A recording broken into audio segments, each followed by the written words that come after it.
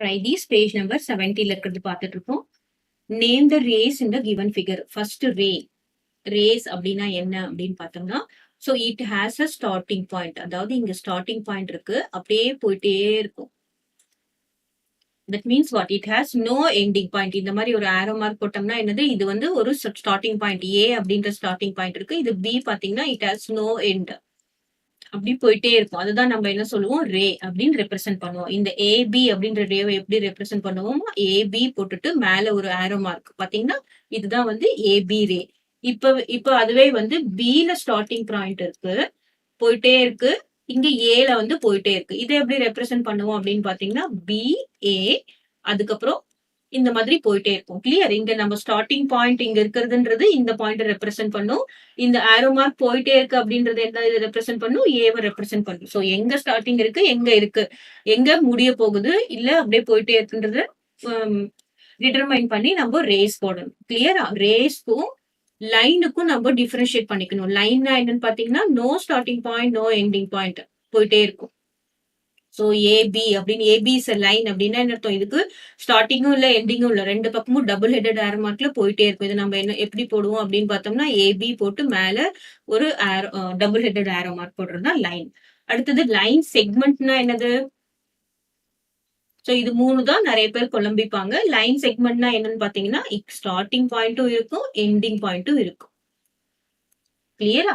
So எந்த பக்கமும் ஆரோ மார்க்கே இருக்காது. ஸ்டார்டிங் பாயிண்ட்டும் இருக்கும், எண்டிங் பாயிண்ட்டும் இருக்கும். இதுதான் நம்ம என்ன சொல்லுவோம்? Line segment. AB is a line segment. மேல வந்து ஒரே ஒரு கோடு போடுவோம், அதுதான் லைன் செக்மெண்ட். கிளியரா? சோ இதெல்லாம் இதை வச்சுதான் நம்ம என்ன பண்ண போறோம்? இதுல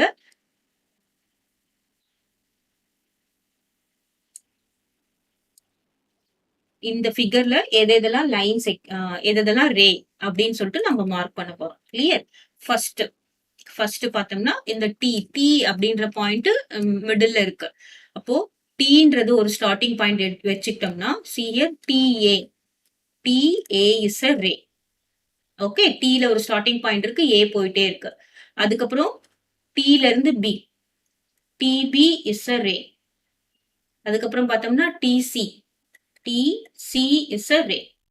அதுக்கப்புறம் பார்த்தோம்னா இங்க டீல இருந்து டி, டி இஸ் அ ரே. கிளியரா? பாத்தீங்கன்னா இங்க ஒரு ஸ்டார்டிங் பாயிண்ட் இருக்கு, அப்புறமா டில போயிட்டே இருக்கு. சோ இங்க ஒரு ஸ்டார்டிங் பாயிண்ட் இருக்கு, அப்புறம் இங்க போயிட்டே இருக்கு. இதெல்லாம் வந்து ரே. இப்போ டிஏ மட்டும் டீல இருந்து ஏ மட்டும் மார்க் பண்ணாங்கன்னா இது என்னது? இது ஒரு லைன் செக்மெண்ட்.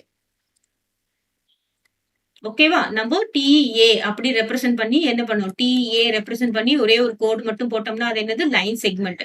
ஆனா இங்க ஆரோ மார்க் இந்த மாதிரி மேல ஒரு ஆரோ மார்க் போட்டோம்னா என்னது? அது வந்து ray. Clear? So there are how many rays? DA, DB, DC and DD. நம்ம இங்க இருந்து ஏடி இல்லைன்னா டிபி அது மாதிரிலாம் போடக்கூடாது. ஒரு ஸ்டார்டிங் பாயிண்ட் இருக்கணும், ஒரு எண்டிங் பாயிண்ட் இருக்கணும். அப்புறம் what is the common point of all these rays அப்படின்னு பார்த்தோம்னா இந்த எல்லா ரேவும், இந்த ray B C D all ray meets at the common point. All meets at D. டீன்ற ஒரு காமன் பாயிண்ட்ல இது மீட் ஆகுது. கிளியரா?